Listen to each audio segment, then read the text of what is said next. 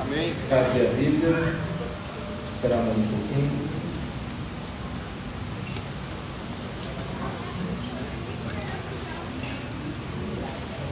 Vamos fazer a leitura. Verdadeiramente, como é Deus para com Israel, para com os limpos do coração. Quanto a mim, os meus pés quase que se desviaram. Pouco faltou para que escorregassem os meus passos. Pois eu tinha inveja dos soberbos, ao ver a prosperidade dos ímpios, porque não há apertos na sua morte, mas firme está a sua força.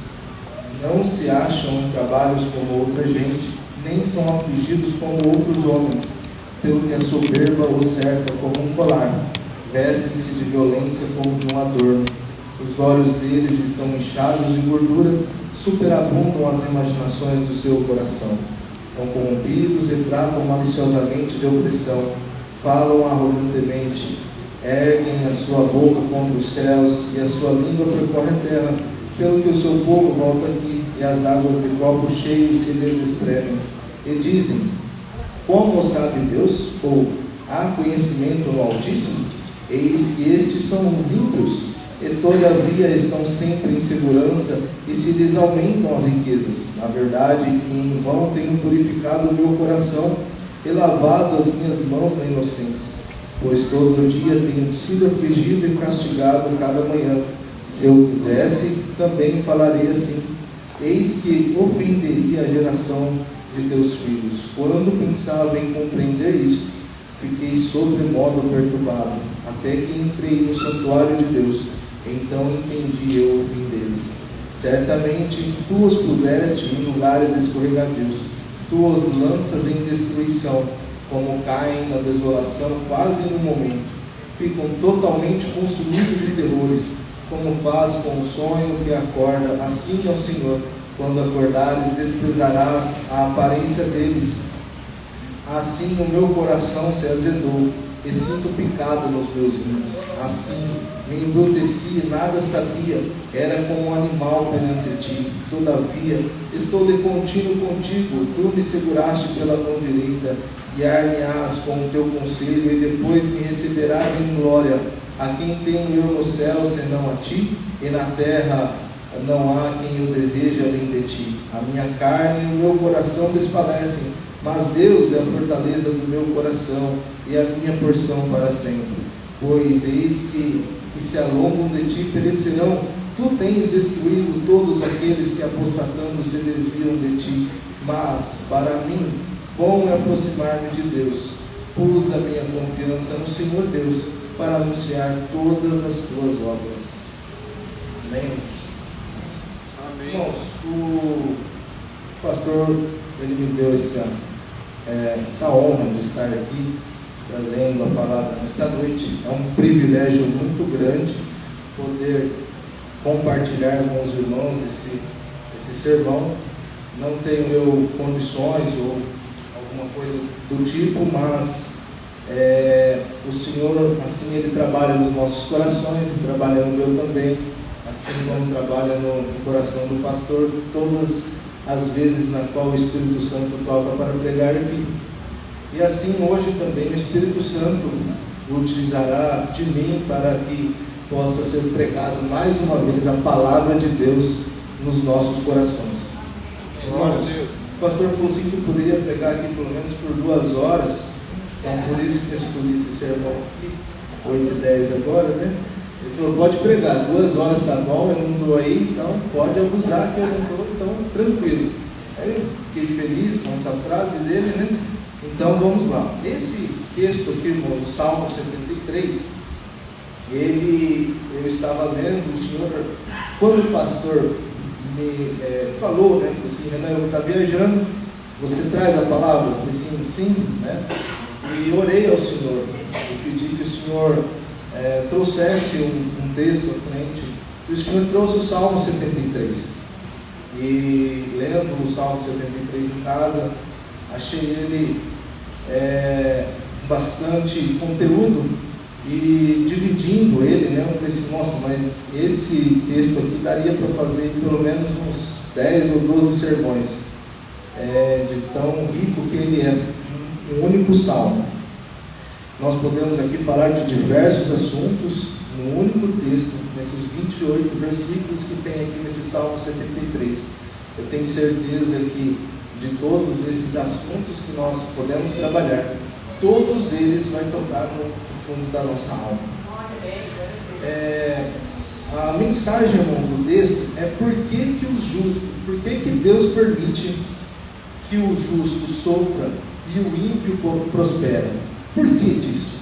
Por que o justo sofre e o ímpio prospera?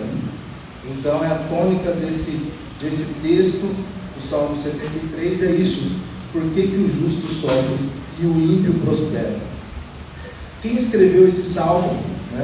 Muitas pessoas acham que todos os salmos foram escritos por Davi, mas Davi escreveu quase metade de todos os salmos, quase metade. Esse salmo em específico é de Asaf. Asaf, ele era um levita e ele era um músico, como se fosse o chefe do louvor, e também ele tinha um dom profético. Asaf, ele tinha uma posição ali dentro do culto que era prestado a Deus, uma posição importante. Ele tinha ali a sua posição que ele exercia na igreja naquele momento. E os salmos, de forma geral, todos os salmos, eles expressam, como eu posso dizer para os irmãos, eles expressam uma intimidade com Deus, uma profundidade com Deus. Ele toca na nossa alma. Às vezes coisas que nós gostaríamos de falar para Deus, nós não encontramos palavras, mas quando a gente lê nos salmos, a gente consegue falar assim: nossa, mas é exatamente isso que eu sinto. Como no Salmo 102, que fala assim: Senhor, ouve a minha oração e chega a ti o meu clamor, não escondas de mim o teu rosto no dia da minha angústia, inclina para mim os teus ouvidos no dia em que eu clamar, ouve-me depressa. E aí o salmista ainda fala assim: porque os meus dias se consomem como fumo e os meus ossos ardem como lenha. Quantas vezes gostaríamos de fazer uma oração dessa, né, irmão? Ele fala ainda assim: sou semelhante ao pelicano no deserto, sou como um mocho na solidão, espero, e sou como um pardal solitário no telhado. Os meus inimigos me afrontam todo dia, os que contra mim se enfurecem, me amaldiçoam. Ele fala assim: pois tenho comido cinzas como pão e misturado com lágrimas a minha bebida. Então são louvores profundos que tocam na intimidade da alma e que nós gostaríamos de falar com o Senhor. E muitas coisas nós não temos, às vezes, até coragem de falar, como esse Salmo 73.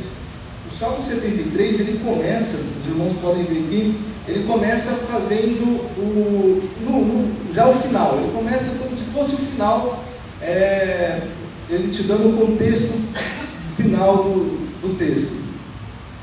É como se fosse um filme que começa lá pelo fim, né? Igual o Matrix lá, que o Neo começa naquela cena que ele está lá no trem, né? Na estação de metrô.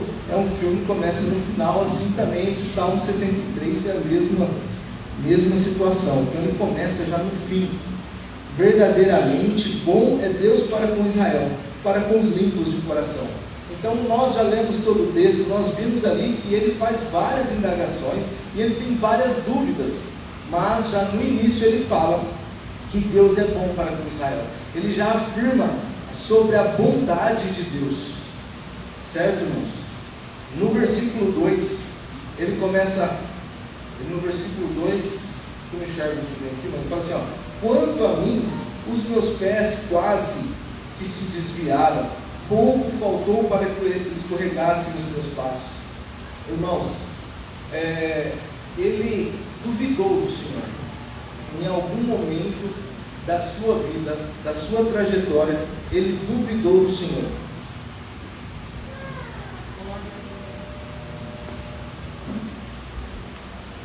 Então,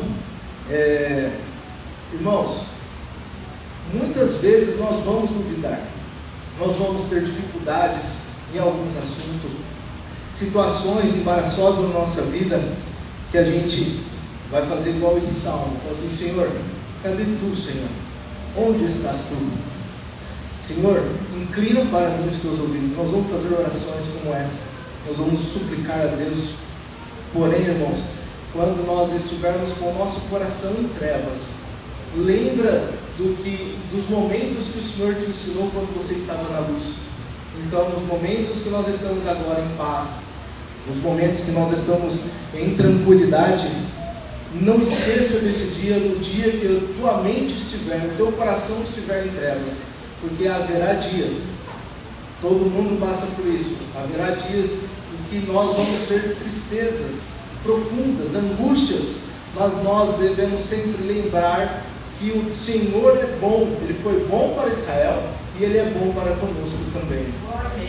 No versículo 4, ele fala assim, porque não há apertos na sua morte, mas firme está, no versículo 3, né? Pois eu tinha inveja dos soberbos ao ver a prosperidade dos ricos. Irmãos, essa questão aqui da inveja é algo muito profundo. Ele falar que teve inveja, certamente o pastor aqui, ele ouve pessoas virem falar assim, olha pastor, eu tive um problema que eu adulterei. Outros vêm e falam forniquei. Outros vêm e falam de diversos problemas, pecados. As pessoas falam de pecados. Olha, eu tive esse pecado, me aconselha, me orienta, o que eu faço agora? Mas ninguém deve ter chegado no pastor, ou também nunca ouvi alguém chegar e falar assim, olha pastor, eu tive inveja, eu sou um baita do invejoso, eu sinto muita inveja. Vocês já ouviram alguém falar isso? Eu sinto muita inveja? Ninguém fala. Esse é um pecado que fica oculto no coração da pessoa, que a pessoa ela tem vergonha de externar isso. Ninguém fala, eu sou invejoso. Certa vez uma pessoa falou para mim que cometeu crimes hediondos. Ele falou que, não vou falar os crimes aqui, mas cometeu um crime. Ele não teve vergonha de falar o crime que cometeu. Mas tenho certeza que as pessoas não conseguem falar, eu tenho inveja, eu tenho orgulho, eu tenho vaidade. As pessoas não conseguem falar assim. Outro pecado que as pessoas também não conseguem falar, eu amo dinheiro. Nossa, eu amo dinheiro demais, eu quero dinheiro. As pessoas não conseguem falar desse tipo de pecado. Elas têm vergonha de mostrar isso para as pessoas. Porque as pessoas, imagine se você soubesse, não, eu tenho inveja. Imagine se as pessoas aqui soubessem que eu sou uma pessoa invejosa. Isso é imoral, irmãos. Isso a pessoa ficaria muito triste sabendo disso daí. É humilhante esse tipo de pecado. E a inveja, irmãos, é o pecado que levou ao maior assassinato da história, em toda a história da humanidade, em toda a história que nós vivemos até os dias de hoje. Não se houve um maior crime do que o que foi feito através da inveja, que foi o assassinato de nosso Senhor e Salvador Jesus Cristo. Lá em Marcos 15:10 está escrito assim, que Jesus foi morto por causa da inveja. Bendito é Deus. Então, irmãos, a inveja, ela, através da incitação da inveja, ela assassinou, foi cometido o maior crime que a humanidade viu. Um Deus, Jesus, Ele era justo, Ele é justo, Ele é santo, sem pecado, fez muitos milagres aqui na terra quando esteve aqui, operou maravilhas, foi íntegro na sua vida, e mesmo assim, Ele foi assassinado por causa da inveja. Olha o tamanho do pecado que é a inveja. Ainda, irmãos, tem Provérbios, se eu não me engano, Provérbios, ele fala assim, a inveja é a podridão dos ossos. Versículo de Provérbios que fala que a inveja é a podridão dos ossos. Então, irmãos, esses pecados ocultos, eles envenenam o nosso coração, eles envenenam a nossa mente, e nós temos que nos libertar desse tipo de pecado. Nós devemos orar a Deus e buscar a Deus de todo o nosso coração. E quando nós orarmos, irmãos, nós devemos realmente falar para Deus, falar assim, Deus, eu tenho esse pecado e eu quero me livrar disso. Deus, eu não quero ser conhecido como um homem invejoso, porque a inveja, ela corrói a pessoa, e a pessoa, ela não consegue, irmãos, ela não consegue progredir, tanto na vida pessoal, na vida financeira, ela não consegue progredir, irmãos, principalmente em sua vida espiritual, porque a inveja, ela como é um câncer para o crente. O crente não pode ter inveja, o crente não pode ter amor ao dinheiro, o crente, irmãos, ele não pode ser orgulhoso, porque esses pecados que são pecados ocultos, na qual as pessoas elas têm vergonha de falar, esse tipo de pecado são pecados que o crente deve abominar, são pecados que o crente deve orar e buscar de Deus para extirpar do teu coração. Bendito Deus. Irmãos, no versículo 4 ele fala assim: porque não há apertos na sua morte, mas firme está a sua força.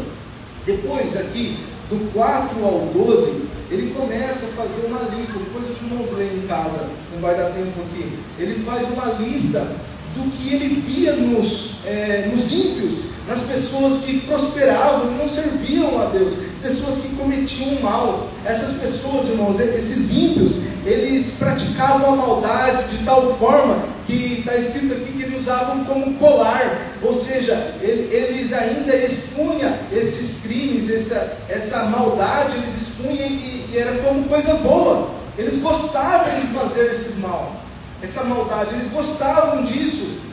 E Asaf viu tudo isso. Asaf viu tudo isso. E ele ainda teve inveja. Ele não teve inveja da maldade que eles faziam.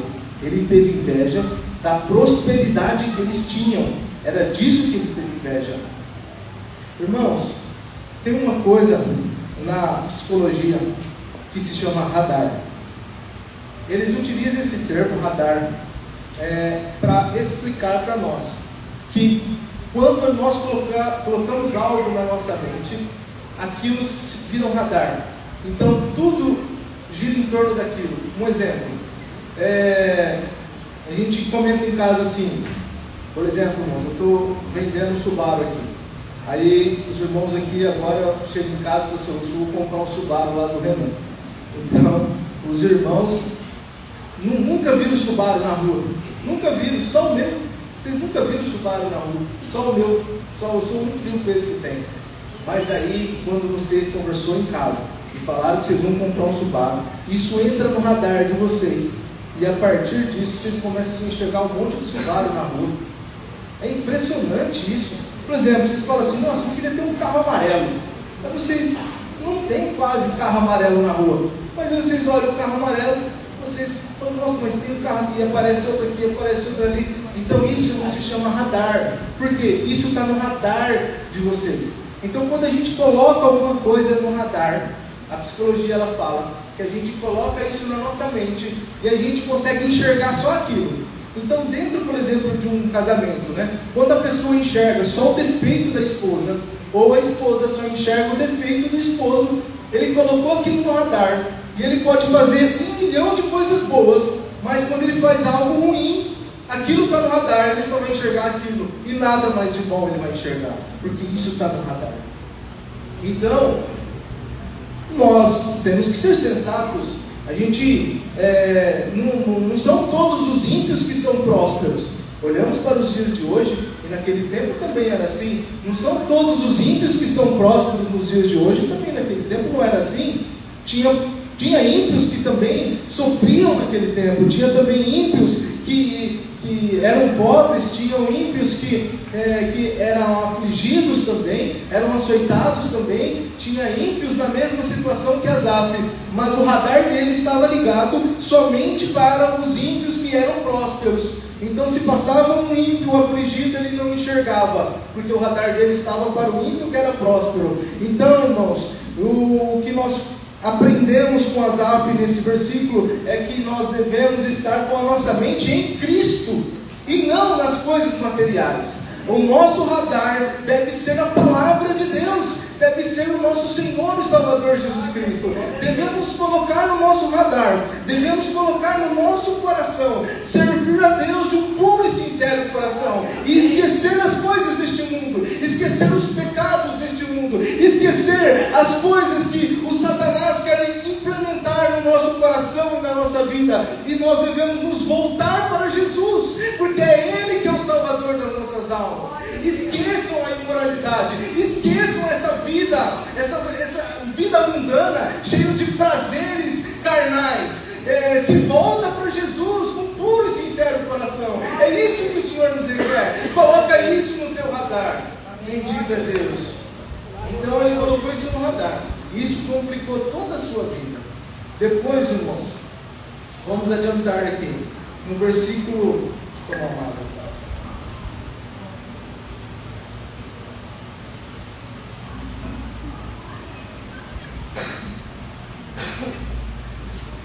No versículo 13, ele fala assim: na verdade, que em vão tenho purificado o meu coração e lavado as minhas mãos na inocência. Aqui minhas mãos na inocência, eu tenho lavado as minhas mãos na inocência. Dá um sentido, irmãos, de que ele trabalhava para o Senhor, de que ele estava comprometido com o Senhor. Então ele falava assim: como que eu, uma pessoa comprometida com o Senhor, estou sofrendo, afligido, e os ímpios sendo prósperos? Então ele está indagando aqui o Senhor. Ele está ainda colocando uma situação como se fosse Deus que tinha criado o problema. Depois nós vamos ver aqui, pois todo dia tenho sido afligido e castigado pela manhã. E se eu dissesse, também falarei assim: eis que ofenderia a geração de teus filhos. Irmãos, esse versículo 15 é muito importante. Ouçam com atenção. Ele pensou mal no seu coração, porém ele não expressou isso para ninguém. Ele não falou das suas dúvidas imorais. Ele não falou das suas dúvidas que era contra o caráter de Deus. Ele não falou para ninguém. E no versículo 15 ele explica: e se eu dissesse, também falarei assim: eis que eu ofenderia a geração de teus filhos. Então, irmãos, pior do que pensar pior do que pensar é você falar e expressar a maldade que está no teu coração, porque você pode jogar os neófitos, ou as pessoas que estão sendo evangelizadas, ou até o próprio ímpio que gostaria de ouvir a palavra de Deus, e começa a colocar e querer jogar essas pessoas contra Deus. E você está colaborando, sendo um agente do mal. Então, irmãos, qual é a mensagem deste versículo? Quando você pensar o mal e tiver o mal no seu coração, ore a Deus para que isso seja extirpado, porque o Senhor ele não deixa ninguém, irmãos, sem resposta. Deus ele fala com todos, ele ouve todas as orações. Deus ele é amoroso, esse Deus ele é bondoso, esse Deus, irmãos, ele é cheio de misericórdia, de piedade. Esse é o Deus que nós servimos. Então não devemos ficar falando isso ou aquilo, devemos manter a nossa boca fechada. Em Provérbios 13, Salomão escreveu assim: o que guarda sua boca conserva sua alma, mas o que muito abre os seus lábios tem perturbação. Ele escreveu desse jeito.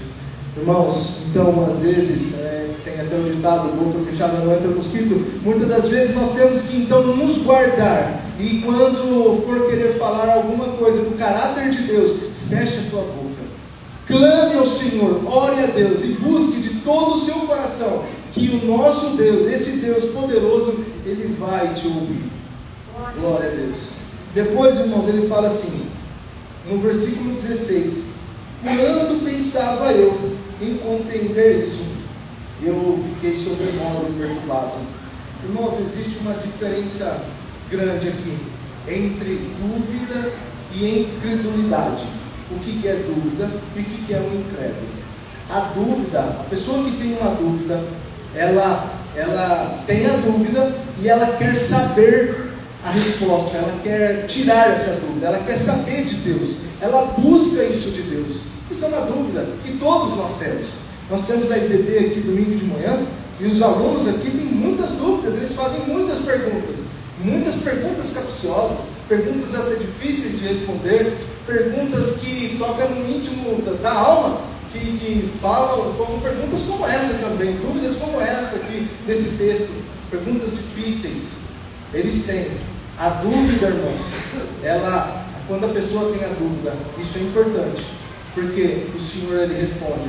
A dúvida é quando a pessoa ela quer saber a resposta, ela procura de Deus a resposta, ela procura de Deus, ela ora a Deus para que o Senhor Abre o seu entendimento, o seu coração, para que ele possa compreender tudo o que está acontecendo. A incredulidade já é diferente. A incredulidade é uma pessoa que ela tem a dúvida, mas além da dúvida, ela não quer acreditar. Então, o Espírito Santo, ele vem e fala com a pessoa, ele pode mostrar para a pessoa, mas a pessoa não quer crer. Esse é um apóstata, e muitos existem no mundo desse tipo de pessoas, que são os incrédulos.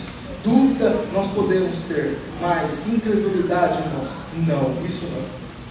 Depois ele fala assim, até que eu entrei no santuário de Deus, então eu entendi o fim deles. Irmãos, esse aqui é um dos versículos-chave desse. Nós vamos falar mais só 2 versículos e nós vamos encerrar. Esse aqui é um versículo-chave. Ele fala que ele entrou no santuário de Deus. Esse versículo é muito importante. O que nós aprendemos? Nós não conseguimos resolver muitas coisas sozinhas. Às vezes as pessoas, elas lêem livros, as pessoas vão ao cinema, procuram o entretenimento, elas procuram a tecnologia do lazer para poder satisfazer a sua carne, satisfazer as suas necessidades. As pessoas procuram ajuda de psicólogos, médicos, para poder saciar a fome da palavra de Deus, a sede, porque elas não querem se voltar para Cristo. As pessoas, irmãos, hoje as pessoas não querem mais ler a Bíblia, as pessoas querem mensagens prontas, porque quando a gente lê a Bíblia, a gente é confrontado pela palavra de Deus. E quando a gente lê a Bíblia, irmãos, a gente começa a tirar a gente começa a mostrar a nossa nudez para nós mesmos. E nós começamos a enxergar o quão pecador nós somos, o quão desprezíveis nós somos, e o quanto nós precisamos desse Jesus que morreu na cruz por amor das nossas almas. Quanto mais nós lemos a palavra, mais nós entendemos que é desse Jesus que nós precisamos. Então ele entrou no santuário de Deus. Esse entrar no santuário não está escrito aqui se é no sentido físico, se ele entrou realmente na igreja, lá no santuário, mas de alguma forma ele teve uma experiência com Deus. De alguma forma ele teve uma experiência real com Deus. Ele sentiu realmente Deus, porque isso mudou a chave. Quando ele entrou no santuário, ele deixou de enxergar as coisas debaixo da sua cosmovisão, debaixo da forma como ele entendia o mundo, e ele começou a enxergar o mundo de acordo com a palavra de Deus. Ele começou a enxergar as coisas de acordo com o Espírito Santo enxerga. Bendito é Deus. Então mudou o sentimento dele, mudou a visão dele, mudou a forma dele agir. E em vez dele ter inveja, ele trocou esse sentimento de inveja, ele trocou por piedade. Porque ele, quando ele entrou no santuário de Deus, ele viu como que era o futuro dos ímpios. Ele viu que o futuro dos ímpios era a perdição, era a morte, e que o futuro dos justos, independente se ele é próspero ou não, o futuro do justo é a morada com Deus para sempre, é a vida eterna. Então ele percebeu que o justo, ele pode ter tudo deste mundo, mas ele nunca vai ter Deus, ele nunca vai ter a salvação, ele nunca vai ter a vida eterna. E nesta noite o Senhor nos convida a entrarmos no santuário e poder viver uma vida com Jesus, uma vida debaixo do Evangelho, à luz das Escrituras, nos arrependendo dos nossos pecados,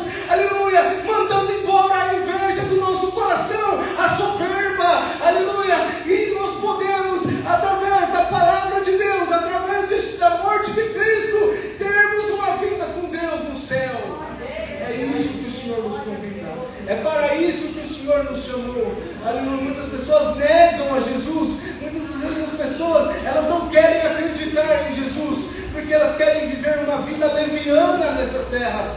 Mas o Senhor te convida a viver uma vida sem pecado, uma vida debaixo da graça de Deus, uma vida cheia do Espírito Santo, cheia da glória de Deus. É isso que o Senhor nos convida para vivermos aqui nessa terra. Como eu disse, irmãos, é um salmo muito lindo. Nós poderíamos aqui fazer uma pregação muito mais longa.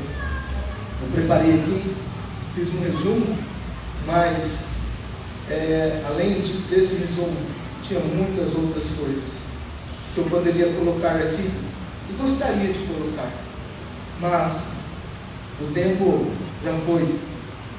Os irmãos já estão pensando na carta, né? Nem estão pensando mais na palavra, estão pensando na carta, que foi meu irmão que fez, então provavelmente deve estar muito boa. Irmãos, quando você olhar para a tua vida, quando você olhar para a tua situação e ver que não tem saída, esse é o momento de você olhar para Deus. Olhe para o Senhor, porque quando não tem saída, busque ao Senhor, como o salmista que fez. Ele se entregou ao Senhor. Não existia saída mais para ele.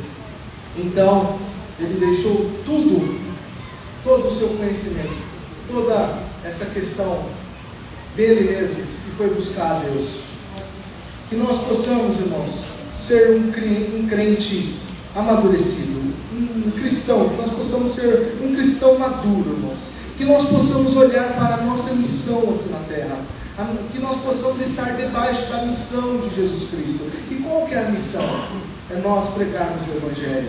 Quando, irmãos, eu lembro que quando eu era criança, eu ia muito para o centro da cidade, e naquele tempo, na década de 90, tinha muitos pregadores pregando o Evangelho nas praças daqui de São José do Rio Preto. Tinha muitas pessoas com uma caixa de som dessa e pregando o Evangelho. Infelizmente eu aprendi que aquilo era errado, que não era para ficar orando e pregando em praças. E vou ser sincero para os irmãos, eu achava aquilo ridículo, a forma como eles pregavam.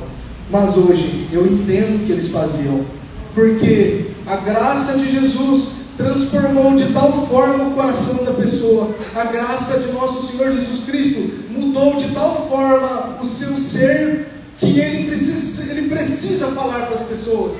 Tem crente, irmãos, que sai daqui e vai para o Amazonas e vai para outros países para poder falar do amor de Deus, para poder falar dessa graça maravilhosa, porque essa graça transformou o coração dele. Ele também entrou no santuário e ele pôde ver que a vida dele será maravilhosa com Jesus nos céus. Então a pessoa, ela fica cheia de amor, cheia do Espírito Santo, e ela quer dividir com as pessoas, ela quer andar pelas ruas da cidade apregoando: Jesus é o Salvador, aleluia, creiam, se arrependam, porque Ele irá nos salvar. Então as pessoas que creem no Senhor, elas têm desejo de falar da obra redentora de Cristo. Então esteja debaixo da graça do Senhor Jesus Cristo, esteja debaixo dessa missão, e você possa falar do Evangelho, viver a graça, viver Cristo e viver a sua palavra. É esse o sermão que Deus preparou para nós nessa noite. Estou muito feliz de poder compartilhar com os irmãos. Estou muito feliz. Espero que essa palavra, quando eu estava lendo, ela já transformou o meu coração. Ela já me ajudou. Bendito é Deus. Eu tenho certeza que o Senhor também, de alguma forma, falou contigo nesta noite. Vamos fazer uma oração. Deus poderoso, justo, verdadeiro, nós, Senhor, estamos aqui nesta noite, Senhor, contentes e felizes, porque Tu nos abençoaste nessa palavra, Senhor. Tu falou com a nossa vida, Senhor. Tu falou desses pecados ocultos que estão no nosso coração, Senhor. Mas nós não queremos eles, Senhor. Nós queremos extirpá-los do nosso coração. Senhor, que o Espírito Santo trabalhe no nosso coração, na nossa vida, e tira e limpa esses pecados ocultos, Senhor. Porque nós queremos viver debaixo da Tua graça, debaixo, Senhor, do Teu nome, do Evangelho de Jesus Cristo. Ó Deus maravilhoso, que nós possamos entrar no Teu santuário e vivermos, Senhor, debaixo do Teu propósito, o propósito da salvação, o propósito de pregar o Evangelho, de falar do Teu amor e de apregoar Cristo na cruz. Senhor, que nós possamos viver isso, Senhor, e nós podemos, Senhor, então, ter uma vida contigo nos céus. Ó Deus, assim nós te pedimos e te agradecemos em nome de Jesus Cristo. Amém. Irmãos, Então sentem-se que agora nós vamos tocar o pós-lúdio. Pode continuar sentado, sentem-se, estão sentados. Continuem sentados que nós vamos agora então fazer o pós-lúdio. Deus abençoe os irmãos, que tenham uma excelente noite. Aproveitem a capta, tenho certeza que vai estar maravilhosa.